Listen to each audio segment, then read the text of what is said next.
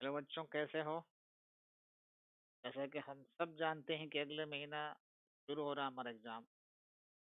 12वीं बोर्ड का एग्जाम शुरू हो रहा, हम सबको देना है। और इसी सिलसिले हमने ऑब्जेक्टिव क्वेश्चन शुरू किया है ताकि आप सबको कुछ हेल्प कर सको। कई बार ऐसा लगता है कि ये क्वेश्चन ये भी आंसर होगा, ये भी आंसर होगा, बिल्कुल आसपास इसका आंसर होता है, बहुत माइन्यूटली डिफ। तो थोड़ा सा लॉजिक के साथ, थोड़ा तर्क के साथ कौन सही होगा, कौन गलत हो सकता है, इस पर हम लोग बात करेंगे। और ये हमारे 4 सेट में है ऑब्जेक्टिव क्वेश्चन। तो 4 सेट का पहला सेट हम आज शुरू।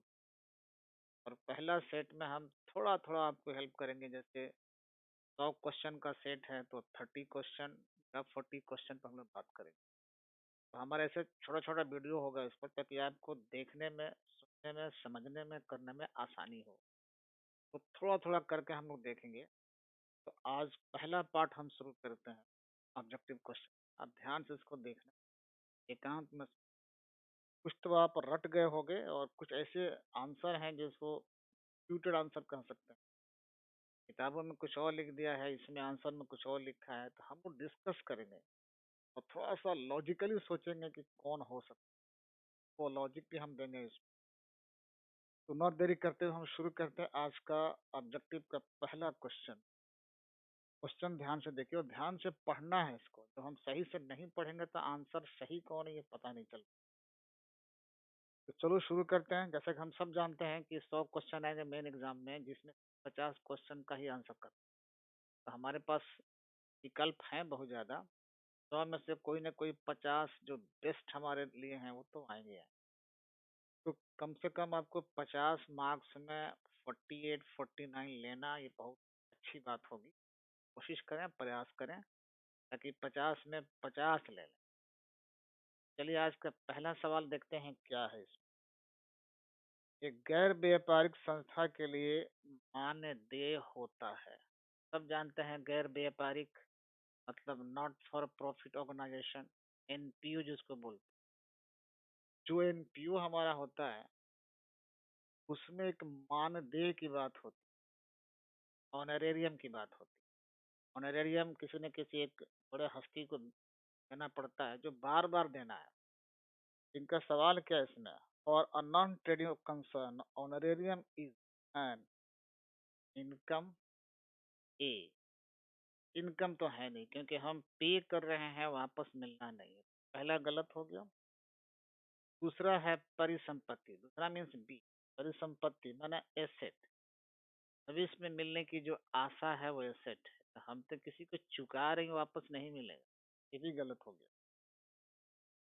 सी, एक्सपेंस। ये कुछ हद तक बैठता है। एक्सपेंस, एक्सपेंस का मतलब हम पे कर दें, वापस न मिले। और डी इनमें से कोई नहीं। ये चारों ऑप्शन में से जो एक ऑप्शन हमारा है, और वो ऑप्शन हमारा है सी। ये ऑप्शन हमारा सी, यानी ये ऑनरेरियम हमारा जो है एक्सपेंस है। आगे बढ़ाते हैं फिर इसको। यदि स्पष्टतया कुछ न दिया हो तो प्रवेश शुल्क माना जाता है। Entrance fees unless otherwise stated treated as. अगर एंट्रेंस फी के बारे में क्वेश्चन में कोई निर्देश नहीं है, क्वेश्चन में किसी तरह के कुछ कहा नहीं गया है, तो सामान्य तौर पर हम लोग उसको क्या मानते हैं? तो सामान्य तौर पर हम लोग मानेंगे रेवेन्यू रिसिप्ट मानते हैं। क्या हमको रिसिप्ट होता है रेवेन्यू, क्योंकि ये बार बार रिसिप्ट वाला नेचर। एंट्रेंस फी हमको बराबर मिलता है क्योंकि मेंबर्स बनते हैं बार बार। और जो बार बार के नेचर वाला होता है उसे हम लोग रेवेन्यू। ये लग रहा है इसका जो बी ऑप्शन है ये सही होगा। थोड़ा सा नोटिस कर रहे हैं, कैपिटल रिसिप्ट कौन है? कैपिटल रिसिप्ट वो भी मिलता है, लेकिन वो बार बार मिलने का नेचर नहीं होता। नहीं। अलियाबिलिटी, एनुटी का मतलब जो हम ले तो ले, मिल तो जाए, लेकिन वापस करना हो। तो ऐसा नहीं कि इंटेंस फी ले लें तो फिर किसी को वापस कर। इस प्रकार ये चारों विकल्प में देखा तो 20 का सटीक क्वेश्चन नंबर तीसरा देखते हैं, साझेदारी संलेख की अनुपस्थिति में साझेदार को उनके द्वारा फर्म को दी गई अग्रिम राशि पर ब्याज दिया जाए। In the absence of partnership deed, the partner shall be allowed interest on the amount advance. जो पार्टनर फर्म को एडवांस करेगा, इसको दूसरे शब्द में हम लोग कह सकते हैं कि पार्टनर यदि फर्म को लोन दिया, लोन कहें या एडवांस, कैपिटल के अलावा, अगर एग्रीमेंट में ऐसा कुछ नहीं लिखा है कि ये एडवांस पर ब्याज होगा नहीं होगा, होगा तो कितना, कुछ नहीं लिखा है, कह सकते हैं कि क्वेश्चन इज साइलेंट या there is no agreement about the advance, और इसका इंटरेस्ट के बारे में कुछ नहीं लिखा है, तो सीधे कानून की धारा लागू होती है। पार्टनरशिप एक्ट 1932 में जो प्रोविजंस है उसकी धारा लागू होती है, और इस प्रकार हम लोग उस पर 6% का ब्याज तय करते हैं। ये क्वेश्चन नंबर तीसरा का जो सटीक विकल्प है वो है 6%। चौथा देखते हैं, कौन साझेदारी की विशेषता नहीं है। तो फीचर्स ऑफ पार्टनरशिप में विशेषता नहीं है। सब जानते हैं कि पार्टनरशिप की विशेषताएं हैं, कुछ फीचर्स हैं, और ये सवाल कह रहा है कि कौन है जो इसमें फीचर नहीं है।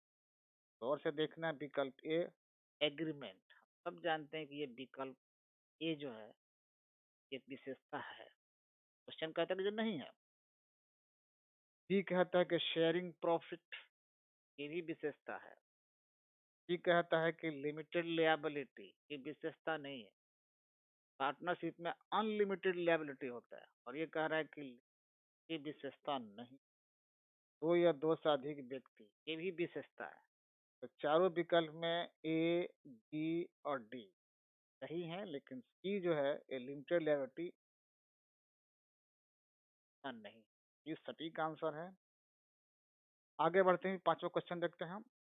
साझेदारी समझौते के अभाव में साझेदारों को पूंजी पर ब्याज दिया जाएगा। कहते हैं अगर पार्टनरशिप एग्रीमेंट में ऐसा कुछ नहीं लिखा है कि there is no partnership deed, साझेदारों को उनके पूंजी पर ब्याज दिया जाएगा। पहली बात कि ब्याज दिया ही नहीं, बस मैं बोल जाऊँ इस पर, अगर हमारे पार्टनरशिप डीड में ये बात नहीं लिखी गई है कि भी साझेदार को सिवाय प्रॉफिट के, सिवाय प्रॉफिट में हिस्सा के कुछ नहीं। अगर पार्टनरशिप डीड में ये बात लिख दी गई है तो जो बात लिखी गई उसके अनुसार होगा, और पार्टनरशिप डीड में बात नहीं लिखी गई तो सिर्फ उनको प्रॉफिट या लॉस जो भी है हिस्सा, बाकी उनको सैलरी नहीं मिलेगी, इंटरेस्ट ऑन कैपिटल नहीं होगा, इंटरेस्ट ऑन ड्राइंग नहीं होगा, उनको रेमुनरेशन नहीं होगा, उनको बोनस नहीं होगा। ठीक है, तो देखते हैं क्वेश्चन के अनुसार विकल्प क्या है। साझेदारी समझौते के अभाव में साझेदारों को पूंजी पर ब्याज दिया जाएगा, इसमें से कोई नहीं, ब्याज तो मिलेगा नहीं, तो ये आंसर इसका सटीक आकर बैठता है। क्वेश्चन नंबर 6 देखते हैं, चल या परिवर्तनशील विधि से साझेदारों के पूंजी खाते पर ब्याज क्रेडिट किया जाता है। हमारे कैपिटल दो प्रकार का होते हैं, एक तो है फिक्स कैपिटल, दूसरा होता है फ्लक्चुएटिंग कैपिटल। जब फ्लक्चुएटिंग कैपिटल हम लोग रखते हैं तो इसको बोल सकते हैं फ्लक्चुएटिंग मेथड। तो जब फ्लक्चुएटिंग मेथड होगा तो जो पूंजी पर ब्याज बनता अगर है तो उसको सभी पार्टनर के कैपिटल अकाउंट में करते हैं, ये नियम है इसका। तो ऑप्शन देखते हैं फिर क्या हो रहा। लाभ हानि खाते में, इंटरेस्ट खाते में, ये भी नहीं होगा, पार्टनर्स कैपिटल अकाउंट्स में, और डी में इनमें से कोई नहीं। जो सटीक आंसर है इसका सी, क्योंकि साझेदारों के पूंजी पर जो ब्याज मिलते हैं उनके खाते में क्रेडिट किए जाते हैं। सातवां नंबर क्वेश्चन, जब ऋण पत्रों को सहायक प्रतिभूति के रूप में रख के, जानते हैं कि ऋण पत्र कंपनियां जारी करती हैं, पब्लिक में तरह से इशू करती हैं, पैसा कलेक्ट करती हैं, कर्जा देती हैं।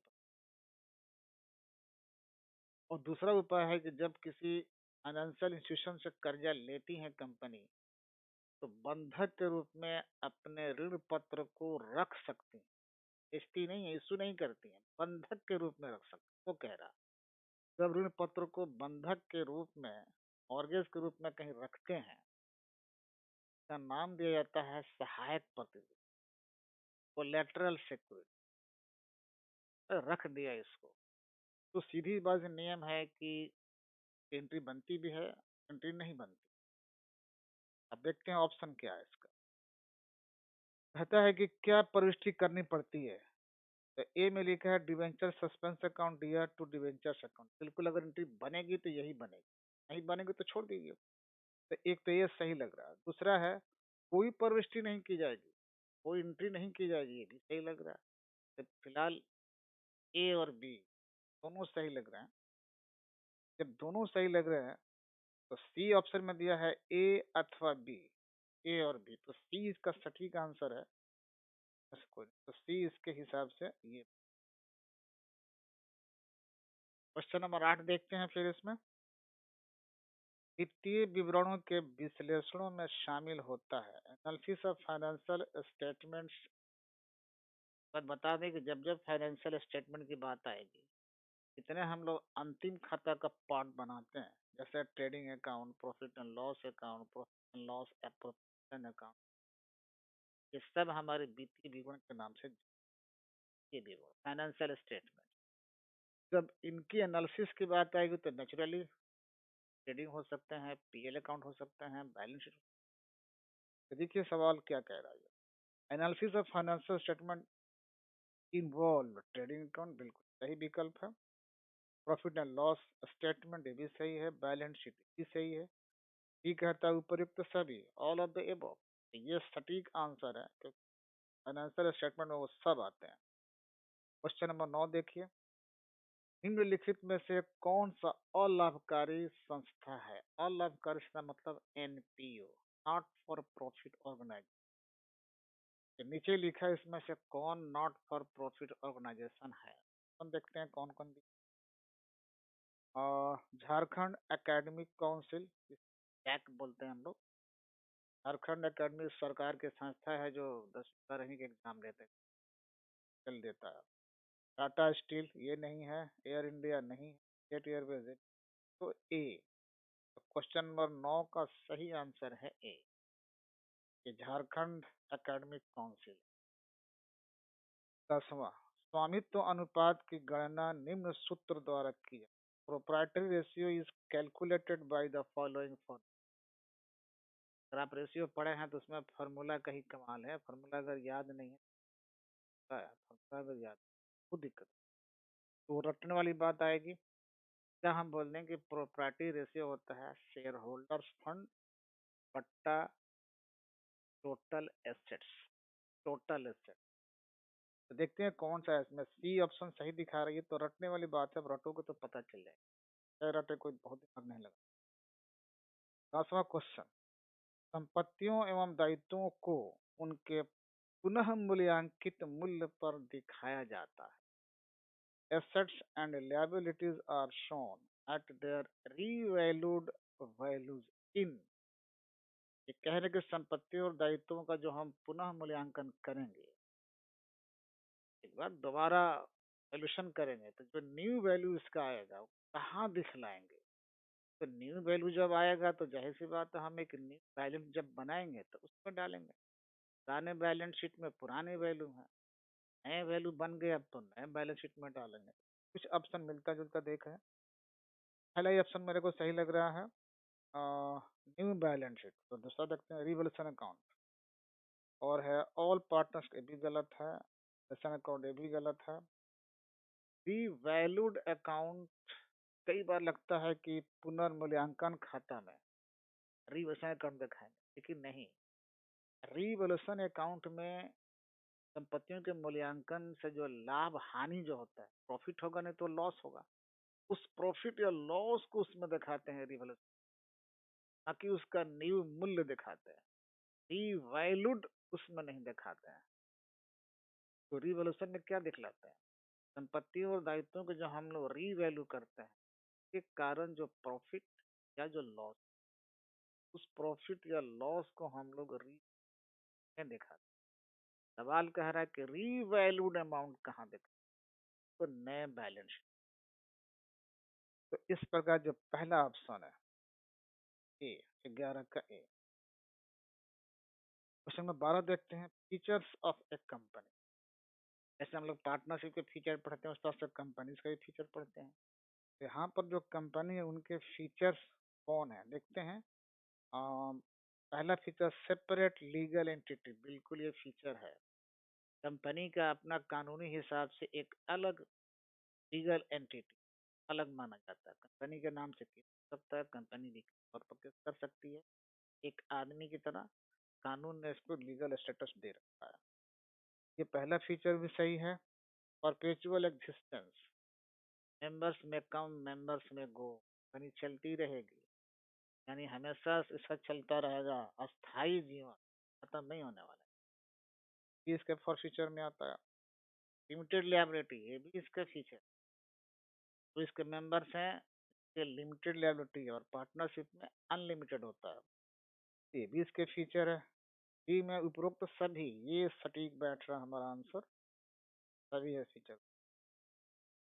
और देखते हैं कंपनी नियम, question number 13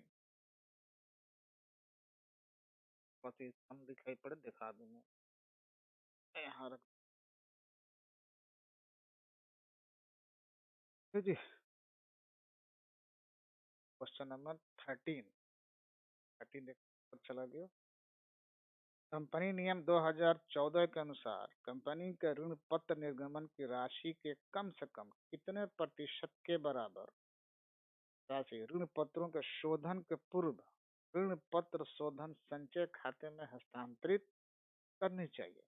as per companies rule 2014, company should transfer to debenture redemption reserve account at least what percentage of amount of the debentures issued before the commencement of redemption of debenture। जब company venture का redemption करने से पहले उस venture के मूल्य का कितना परसेंट DRR में ट्रांसफर करें। DRR, डिवेंचर रिडेम्पशन रिजर्व, एक कानूनी फंड है, रिजर्व है, इसमें ट्रांसफर करना पड़ेगा। तो हम ये कहें कि 2014 रूल के हिसाब से डिवेंचर के वैल्यू का 25% कम से कम। अच्छा, ऑप्शन के हिसाब से देखेंगे हम लोग। अगर इसमें सेबी के गाइडलाइंस या सेबी का सर्कुलर वर्ड लगा दे, सेबी वर्ड नहीं लगा है, कंपनी का रूल्स लिखा है 2014, तो करना होना है। अगर इसने सेबी की बात कह दी तो 25% नहीं होगा, 10%। सीधे कंपनी रूल 2014 के बात की है, इसलिए इसने कितना, कम से कम 25% हम लोग ट्रांसफर करेंगे RR में। अगर कहीं सेबी की बात लगा दिया होता तो 25 की जगह पर 10 हो जाता। चलिए, सेबी की बात तो है नहीं इसमें, तो फिलहाल हम लोग 25%, ये सही हमारा बी। 14 नंबर क्वेश्चन, कंपनी की वार्षिक रिपोर्ट को निर्गमित किया जाता है। कंपनी का जो एनुअल रिपोर्ट बनता है वो कंपनी किसके लिए जारी करती है। देखते हैं डायरेक्टर्स, यही लोग तैयार करते हैं डायरेक्टर्स लोग, उनको क्या होगा, रिपोर्ट इन्वॉल्व है। ऑडिटर्स की रिपोर्ट तैयार करने में इन्वॉल्व है। शेयर होल्डर्स, एक सटीक आंसर दिखाई पड़ रहा, मैनेजमेंट। बाकी जो ए है, बी है, डी है, ये सब लोग वहीं अवेलेबल है कंपनी, तो अलग से रिपोर्ट इन्फॉर्मेशन जो, लेकिन जो शेयर होल्डर्स हैं कंपनी के, देश के कोने कोने में फैले होते हैं।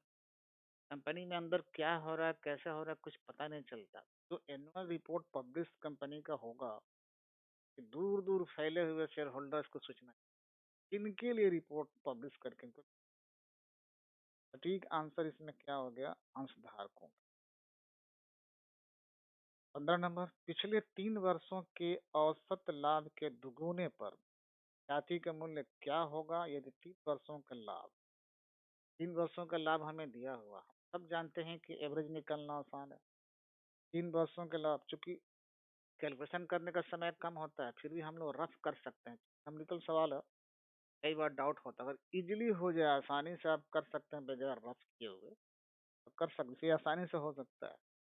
3 साल का प्रॉफिट दिया हुआ, 3 साल के जोड़ लेंगे और 3 से डिवाइड कर देंगे। जोड़ के देखिए, 5 4 9 6 15, 15,000 टोटल आया, 3 से डिवाइड करेंगे, 5 एवरेज निकल जाएगा। तो in this case average profit कितना बनेगा, 5,000। लेकिन अभी ये गुडविल निकालना है, तो क्वेश्चन कह रहा औसत लाभ के दुगुने पर, तो औसत लाभ निकाल लिया हमने 5, ना कर देंगे तो आ जाएगा 10। तो ये गुडविल का वैल्यू 10 आना चाहिए और इसमें ऑप्शन दिखाई पड़ रहा है ये थोड़ा सा मैथमेटिकल है। 16 नंबर देखिए, तरल संपत्तियों में शामिल होता है। तरल संपत्ति को हम कह सकते हैं, अंग्रेजी में अलग लिक्विड एसेट कहा जाता है, असल में वो करंट एसेट ही है। करंट एसेट्स में से दो आइटम को हटा देते हैं तो लिक्विड एसेट बन जाता है। टोटल करंट एसेट में से स्टॉक माइनस कर दीजिए, ट्रेड एक्सपेंस माइनस कर दीजिए। बस ये दो करंट एसेट को टोटल करंट में से घटा दीजिए, जो बचेगा वो लिक्विड एसेट। देखते हैं सवाल ऑप्शन क्या कह रहा है। Liquid assets include bills receivable, bill है, डेटर्स बिल के भी है, कैश बैलेंस बिल के भी है। ये सभी, ऑल ऑफ दिस, ये सब हैं, ये सब के सब है हमारे लिक्विड। क्या नहीं है? स्टॉक नहीं है और प्रीपेड एक्सपेंस बना नहीं है इसमें। तो इस प्रकार हम लोग 16 का डी आंसर। नेक्स्ट देखते हैं, कुल संपत्ति ऋण अनुपात है, टोटल एसेट्स टू डेप्ट ratio is, total asset to डेप्ट। अब इतने हम लोग जो चार प्रकार के रेशियो जो पढ़े, लिक्विडिटी रेशियो है, सॉल्वेंसी रेशियो है, एक्टिविटी रेशियो है और प्रॉफिटेबिलिटी रेशियो है, उसमें कह रहे हैं किस प्रकार का है टोटल एसेट टू डेप्ट रेशियो। ये भी आपको एक रट्टा मारने वाली बात है। उसमें हम लोग कहते हैं इसको, ये आंसर इसका सटीक होगा शोधन क्षमता अनुपात। शोधन क्षमता, तो शोधन क्षमता अनुपात सॉल्वेंसी रेशियो में रखा जाता है। 18 नंबर क्वेश्चन देखते हैं। कह रहा 18 नंबरिकल फिर सवाल आ गया, थोड़ा हम लोग करेंगे, हल्का सा रफ करना पड़ेगा इसमें। यदि बिक्री 4,20,000, अब बिक्री वापस 20,000, बेचे गए माल की लागत 3,20,000, तो सकल लाभ अनुपात होगा। सकल लाभ हम निकाल लेंगे अगर, ये बड़ी आसानी से निकल जाएगा। तो कैसे निकालेंगे, देखिए यहाँ पर टोटल बिक्री कितना दिया है, तो अंग्रेजी में बता दें। If sales is ₹4,20,000, sales return is 20,000 and cost of goods sold is ₹3,20,000, then gross profit ratio will be, first of all we have to find out gross profit. How can we find out gross? हम लोग कैसे निकालेंगे, थोड़ा सा rough तो करेंगे। Gross profit का लिए सेल्स, ग्रॉस प्रॉफिट हो जाएगा हमारा सेल्स माइनस कॉस्ट। सेल्स का मतलब यहाँ पर नेट सेल्स है। 4,20 में से 20 घटा देंगे तो कितना बचेगा, 4,00,000। 4,00,000 हमारा बच गया, ये नेट सेल, उसमें से कॉस्ट 3,20,000 कर देता है। ये बचेगा कितना, ये 80,000 बच जाएगा हमारा। ये है ग्रॉस प्रॉफिट। लेकिन वो कह रहा है कि ग्रॉस प्रॉफिट रेशियो निकाल, डाल देते हैं हम ग्रॉस प्रॉफिट। ये भी फॉर्मूला पर ही है, फॉर्मूला थोड़ा सा नोट कर लें कि gross profit divided by net cell. तो जीपी हम निकाल चुके हैं 80,000, मल्टीप्लाई कर लेते हैं यहाँ से, और नेट सेल हमारा है 4,00,000। 1 2 3 4 5, 1 2 4 5, बताइए, इस चौका 80, ये परसेंटेज में आता है। देखते हैं 20% कहाँ है। क्वेश्चन नंबर 18 है ये।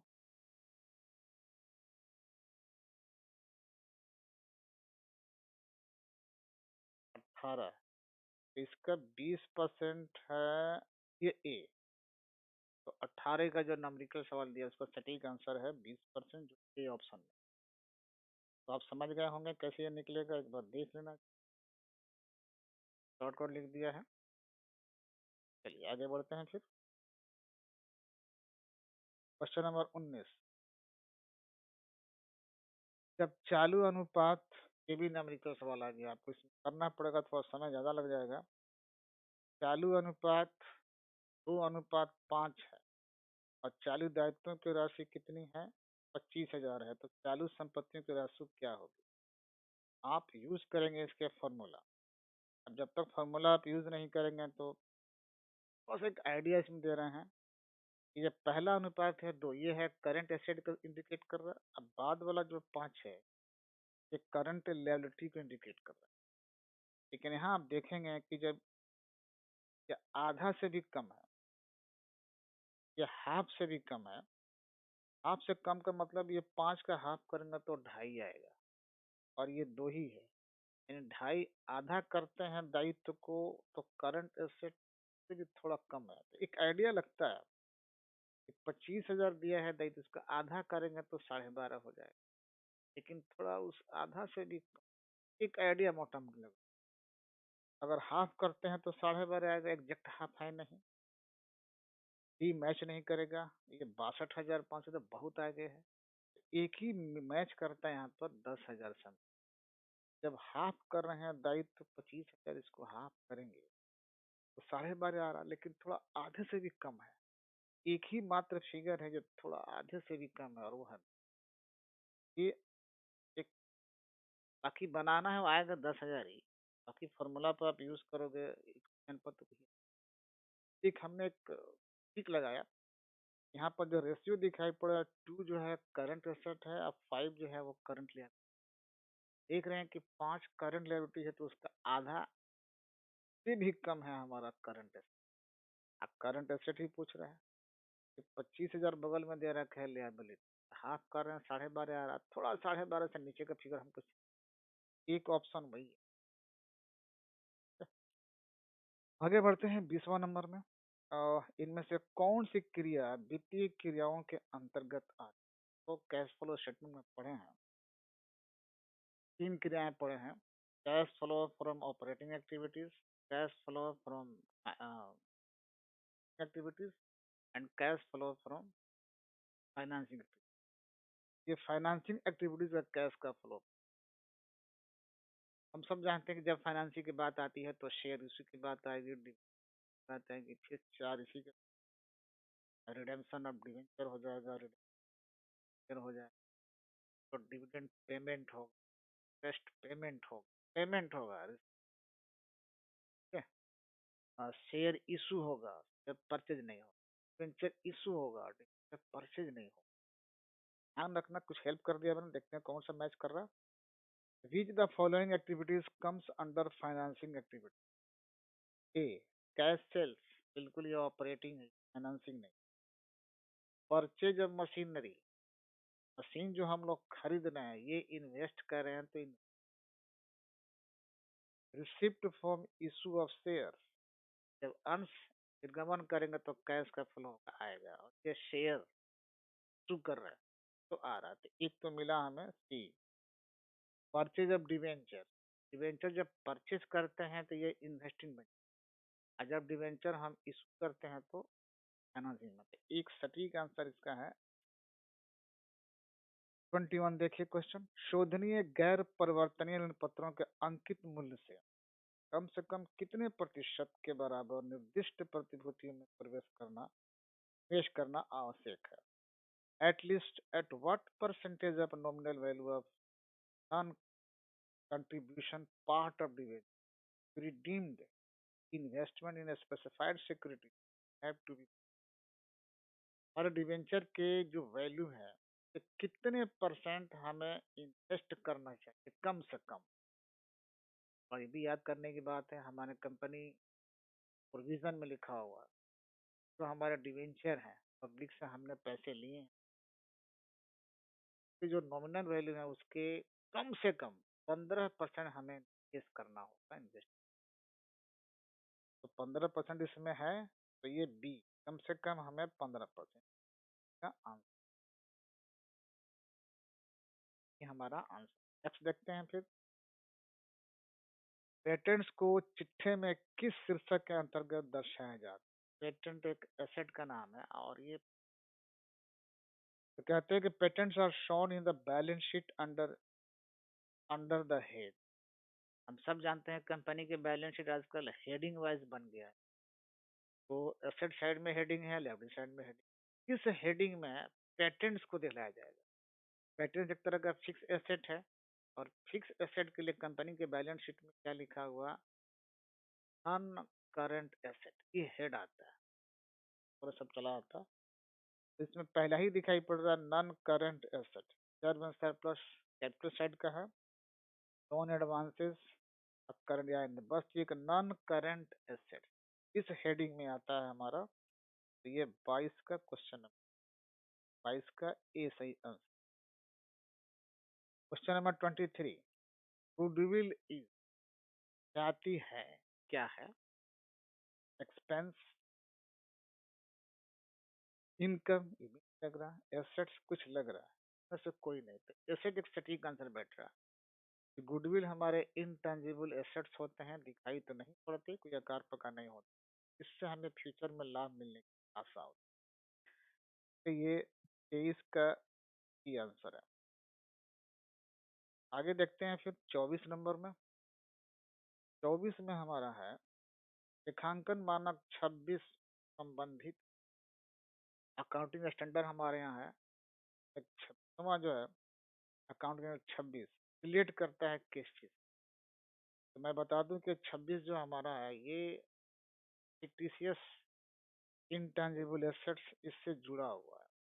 इंटेंजिबल देखें कौन इसमें आता है, अकाउंटिंग पॉलिसी से बिल्कुल गलत है, नहीं मैच कर रहा। वैल्यूएशन ऑफ स्टॉक, ये भी मैच नहीं कर रहा क्योंकि दिखाई पड़ा ये टंजिबल एसेट है। कैश फ्लो स्टेटमेंट, ये तो स्टेट नहीं बल्कि स्टेटमेंट है। नन ऑफ दिस ने कहा कि 26 करता है इंटेंजिबल एसेट से, नहीं। तो डी इसका सटीक आंसर है। 25 देखिए, फिक्टिशियस एसेट इज, फिक्टिशियस माने बनावटी, नकली, वास्तव में एसेट नहीं है, फिर भी उसको बैलेंस शीट के एसेट साइड में लिख करके हम दिखलाना चाहते हैं कि, लेकिन वास्तव में एसेट नहीं। तो जो वास्तव में एसेट नहीं है, बनावटी टाइप के हैं, हम लोग कई बार विंडो ड्रेसिंग के हिसाब से बैलेंस शीट के एसेट साइड में सिर्फ बैलेंस शीट में दिखला देने मात्र से एसेट नहीं।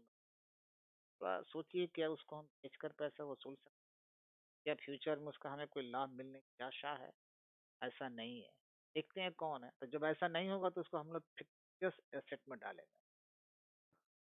तो देखते हैं पहला, प्रिलिमिनरी एक्सपेंसेस बैलेंस शीट के एसेट साइड में लिखा जाता है कई, लेकिन एक्सपेंस है, एक्सपेंस कौन खरीदेगा कि बेच, बताओ। ये है हमारे फिक्टिशियस एसेट है। अंडर राइटिंग कमीशन, ये भी खर्चा है लेकिन बैलेंस शीट के एसेट साइड में, इसलिए नकली एसेट ये भी है, फिक्टिशियस है। एक्यूमुलेटेड लॉस, ये लॉस है भाई, इस लॉस से आपको क्या मिलने वाला है, लेकिन हम एसेट साइड में लिख, फिक्टिशियस एसेट है। ये सभी डी में कहता है सभी, तो डी आकर सही बैठ रहा। जितने आइटम काउंटिंग कराए गए सब के सब नकली एसेट हैं, फायदा मिलने को नहीं बेच, लेकिन बैलेंस शीट में लिखा जाता है एसेट।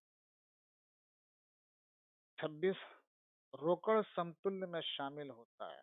रोकड़ समतुल्य मतलब जो इक्विवेलेंट टू रोकड़ हो, कैश के, एग्जैक्टली कैश हो कोई जरूर नहीं है, कैश भी इसमें शामिल, लेकिन इसको कैश ही माना जाता है। तो इसको कैश के बराबर माना जाता है तो कहते हैं समतुल्य रोकड़।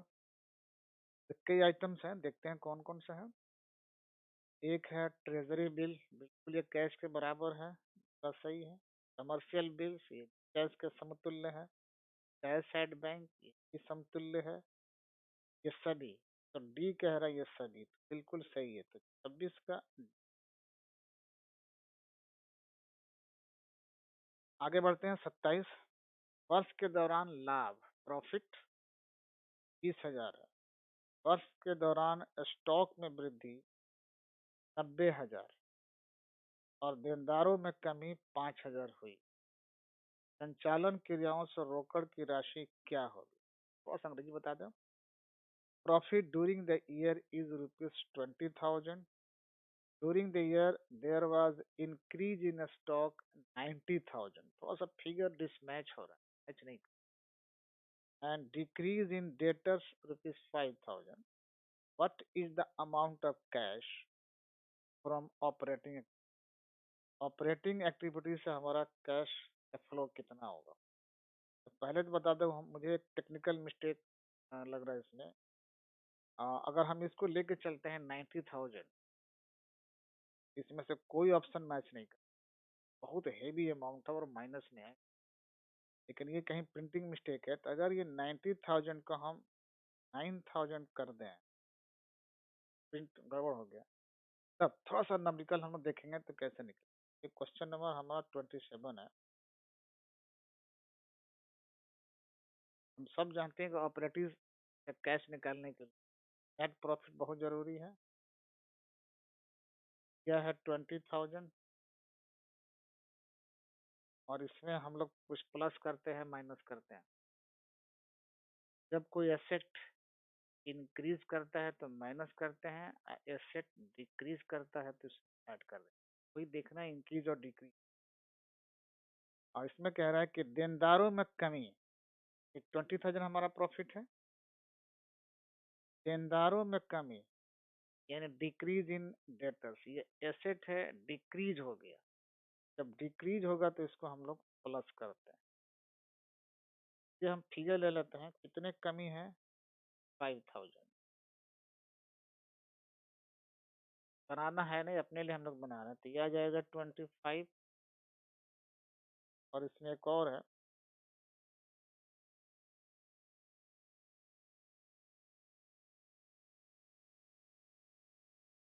वर्ष के दौरान स्टॉक में वृद्धि। और ये स्टॉक में वृद्धि है, जब एसेट बढ़ जाता है इंक्रीज कर तो उसको माइनस करते हैं। चलिए माइनस कर देते हैं। इंक्रीज कर गया हमारा किसमें, स्टॉक में 9,000, तो घटाएंगे तो आ जाएगा 6,000। और यही हमारा कैश फ्लो है। देखते हैं कहीं मिल रहा है कि नहीं। और ये डी में आकर के मैच कर रहा है, बाकी कोई उसके आसपास नहीं है।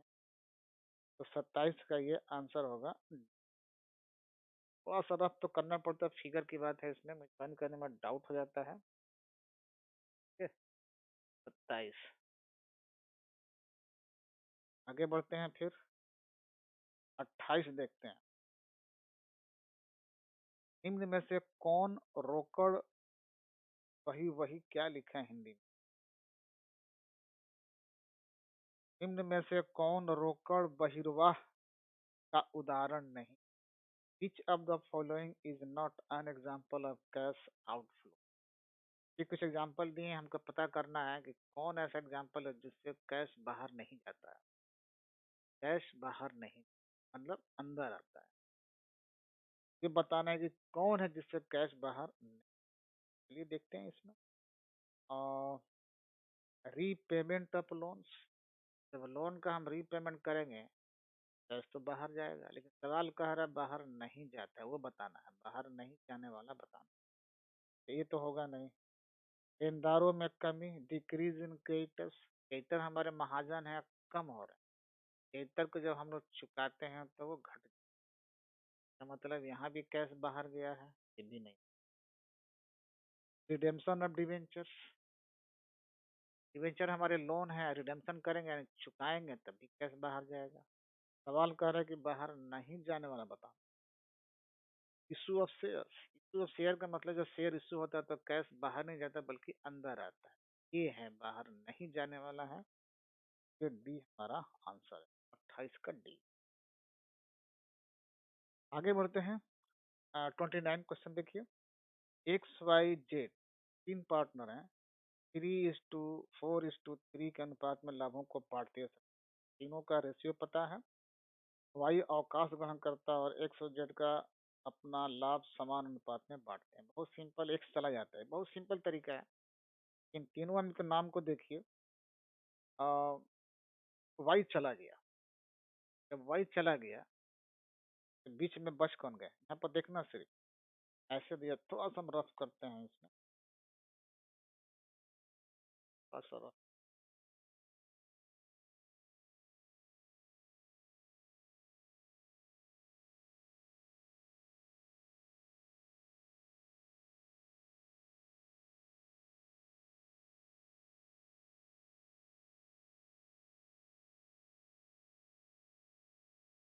एक्स है, वाई है,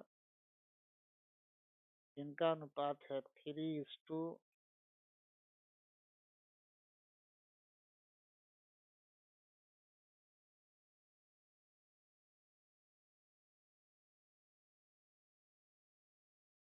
और 3। ये वाई का है, वाई चला गया, रिटायर हो गया, उसके जाने के बाद समान अनुपात बनते, इसको हटा देते हैं, वाई का काट देते हैं, तो बच जाएगा 3:3 इक्वल हो गया। अब 3 को और आप ऐसे करोगे तो ऐसे हो जाएगा ये। देख लीजिए 1:1 कहाँ पर इसका आंसर है, 1:1। ये ए इसका आंसर दिखाई पड़ रहा है, इसमें ऑप्शन है, बाकी कोई नहीं है। इस प्रकार 29 का जो हमारा आंसर आएगा वाई के रिटायरमेंट के बाद 1:1। देनदार आवर्त अनुपात, डेटर्स टर्नओवर, इसको डीटीआर भी कहते हैं हम लोग। तो डीटीआर का फॉर्मूला है नेट क्रेडिट सेल्स बट्टा ट्रेड पेबल का एवरेज कर देते हैं, यानी एवरेज ट्रेड रिसीव। ये फॉर्मूला है इसका, अगर फॉर्मूला याद है तभी बात बनेगी। तो पहले ही मेरे को दिखाई पड़ रहा है, तो आगे ना बढ़ते हुए बाकी कोई ऑप्शन मैच नहीं कर रहा है, तो ये 30 का हमारा ये ऑप्शन मैच कर रहा है। एक क्वेश्चन और देखते हैं, 31। आय व्यय खाता तैयार किया जाता है, income and expenditure account is, income and expenditure account is prepared. Option देखते हैं, बाय ट्रेडिंग ऑर्गेनाइजेशन, गलत, ये नहीं बनाते। बाय इंडस्ट्रियल ऑर्गेनाइजेशन, बिल्कुल गलत, ये भी नहीं बनाते हैं। बाय नॉट फॉर प्रॉफिट, ये सटीक है। जो एनपीओ है, नॉट फॉर प्रॉफिट ऑर्गेनाइजेशन है, वही बनाते हैं इनकम एक्सपेंडिचर। तो ये भी इसका सही आंसर है। और एक और क्वेश्चन देखते हैं, 32 क्वेश्चन देखिए। विशेष उद्देश्यों के लिए प्राप्त दान दिखाई जाएगी, विशेष उद्देश्य के और स्पेशल पर्पस, स्पेसिफिक पर्पस के लिए दान है तो कहाँ दिखाएंगे। Donation received for specific objective will be shown. जब किसी स्पेसिफिक पर्पस या ऑब्जेक्टिव के लिए कोई दान मिलता है, डोनेशन मिलता है, ये बार बार मिलने वाला नेचर का नहीं है, इसलिए हम लोग इसको बैलेंस शीट में लेते हैं, और इसलिए इसको मानते हैं हम लोग कैपिटल नेचर का मानते हैं। चलिए देखते हैं ऑप्शन कहाँ इसका मैच कर रहा है। 32। Donation received for specific objective will be shown income expenditure account जाएगा। On the left side of balance sheet ये कुछ हद तक दिखाई पड़ रहा है, on asset side of balance ये गलत है, इनमें से कहीं भी नहीं। बैलेंस शीट के लेफ्ट साइड में हम लोग दिखाते हैं इसको, जो स्पेसिफिक डोनेशन, तो बी इसका सटीक आंसर है। 33। सचिव को मानदेय का भुगतान है, payment of honorarium to secretary is as, पहले ही बात कर चुके हैं। ऑप्शन के हिसाब से ये रेवेन्यू एक्सपेंडिचर, बार बार का नेचर है और एक्सपेंडिचर होता है, कभी कभार हो जाता है वो कैपिटल एक्सपेंडिचर है, कैश एक्सपेंस बिल्कुल नहीं। तो 33 का जो सटीक ऑप्शन है वो हमारा है।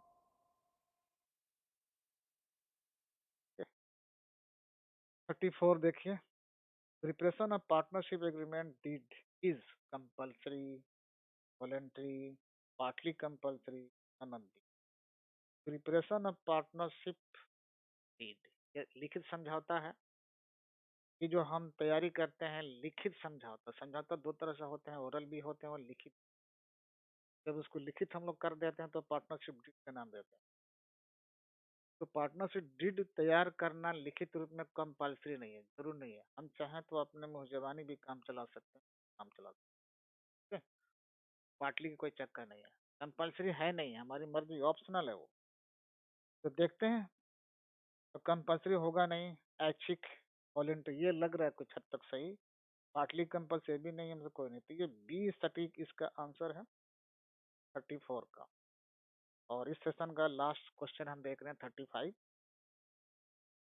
साझेदारी फर्म के पुनर्गठन पर, साझेदारी फर्म के पुनर्गठन, रीऑर्गेनाइज कर रहे हैं हम लोग, पुनर्गठन पर अलिखित लेनदार का देखा करने पर होगा। Recording of an unrecorded liability on the reconstruction of a partnership firm will ऐसा लाइबिलिटी है जो पहले से रिकॉर्ड नहीं है। अब हम पार्टनरशिप का रीऑर्गेनाइज कर रहे हो तब उसको रिकॉर्डिंग करेंगे, तो दायित्व तो पहले नहीं था रिकॉर्ड में, अब रिकॉर्ड करेंगे तो हमारी तो लॉस हो जाएगा, तरह का नुकसान है हमारा। तो देखते हैं कौन सा मैच कर रहा है। एक gain to the existing, gain तो है नहीं, पहले दायित्व तो नहीं था, अब दायित्व तो है नहीं, फायदा तो है नहीं। Loss to the existing partners, ये लग रहा है कुछ हद तो सही। neither a gain nor a loss to the गलत, none of this, तो ये बी सटीक लग रहा है इसका आंसर 35 का। लॉस टू द एग्जिस्टिंग, उस समय जो वर्तमान पार्टनर्स होंगे अगर दायित्व आ जाए, नया दायित्व आ जाए, छुपा हुआ था, तो उसके चलते सारे पार्टनर के कैपिटल में वो डेबिट होगा, नुकसान के जैसे। तो इस प्रकार हमारा ये सेशन यहाँ पर समाप्त होता है, और हम फिर मिलते हैं नेक्स्ट वीडियो में। ध्यान से इसको देखिए, और बहुत जल्द नेक्स्ट वीडियो हमारा आएगा जो बाकी क्वेश्चन है। मैंने कहा था शुरू में 100 क्वेश्चन का सेट उठा रहे हैं, उसको हम पार्ट वाइज करेंगे। तो आज का पहला पार्ट हमने खत्म कर दिया, 1 से लेकर के 35 तक का क्वेश्चन। फिर अगले में देखते हैं 1 से लेकर 35 तक का क्वेश्चन, 35 तक का। तो इस तरह से हमारा चलता रहेगा और हम लगातार देखें। कोई सजेशन, कोई सुझाव हो तो आप जरूर हमारे चैनल पर। Thank you, best of luck.